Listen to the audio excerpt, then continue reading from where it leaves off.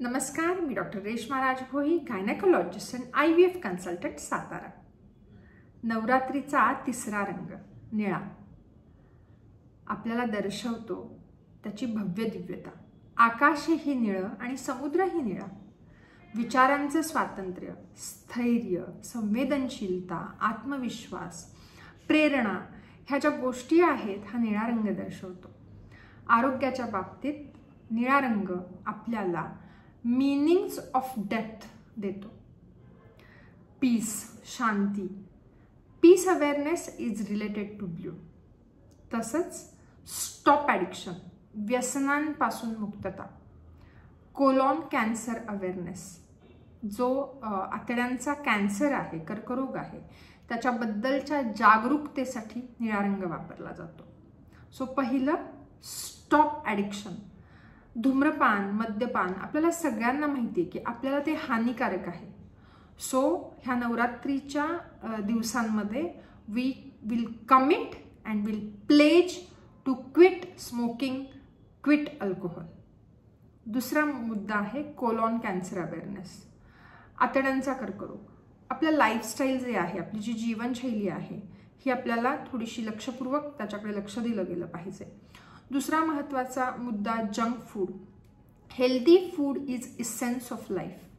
आणि छोट्या मोठ्या गोष्टींकडे लक्ष जर दिलं तर really it will help. Small things makes large differences. आणि तिसरा मुद्दा पीस, शांती. अगदी लहान वयापासूनच मुलांमध्ये आपण शांतीबद्दलचं जे महत्त्व आहे हे आपण त्यांना समजवलं गेलं पाहिजे. We have to stop violence. हिंसा जी आहे ती पूर्णपणे आपण त्याला टाळली गेली पाहिजे. स्त्रियांच्या बाबतीत बघायचं झालं तर मला इथे आवर्जून नमूद करायचे की मी मानसिक आरोग्यावरती बोलणं इथे जास्त संयुक्तिक ठरेल. Peace of mind is very essential for a life.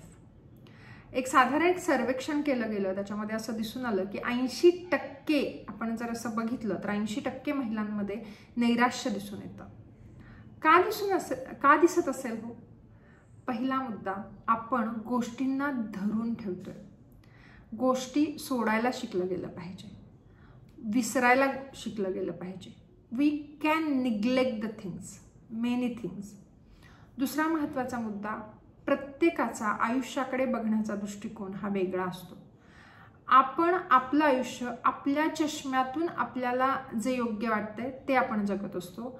दुसऱ्याच्या चष्म्यातून आयुष्य जगण्याचा जर आपण प्रयत्न केला तर आपण मेंटल पीसकडे आपण जात नाही. प्रत्येकाला आपण प्रत्येक वेळी खुश नाही करू शकत. नवी नवरी जी असते ती 8 दिवस चांगलं वागण्याचा प्रयत्न करेल. सो आपण जसे आहोत तसे आपण राहूया आणि अगदी नदीसारखं व्हायला शिकूया. नदी स्वतःमध्ये जो काही कचरा येतो, जी काही घाण येते ती काठाला बाजूला टाकते आणि पुढे वाहत जाते, अगदी निर्मळ, शुद्ध आणि पवित्र. तसंच आपल्या मनामध्ये येणारे वाईट विचार आहेत किंवा वाईट काही गोष्टी घडलेल्या आहेत, त्यांना आपण बाजूला सारून जर आपण पुढे गेलो तर नक्कीच आपण आपल्या आयुष्यातील चांगल्या गोष्टींना आत्मसात करणार आहोत. आणि एक पीस ऑफ माइंड की जे गरजेचं आहे आपल्याला आयुष्यात पुढे जाण्यासाठी, ते आपण नक्कीच मिळवू शकू. आणि ह्या नवरात्रीमध्ये ह्या काही गोष्टी आहेत त्या आपण जर नक्की अवलंबल्या तर एक सुखद अनुभव जीवनाचा आपण घेऊ शकू. धन्यवाद.